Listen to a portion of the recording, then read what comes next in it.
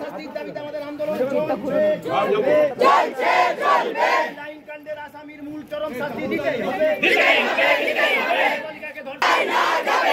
নাবালিকাকে ধর্ষণকারী চরম শাস্তি দিতেই হবে। নাবালিকা ধর্ষকের চরম শাস্তির দাবিতে আমাদের আন্দোলন চলবে শাস্তি দিতেই হবে। শাস্তির দাবিতে নাবালিকাকে ধর্ষণ করে বাংলার মধ্যে টিকে থাকা চাই না, যাবে না।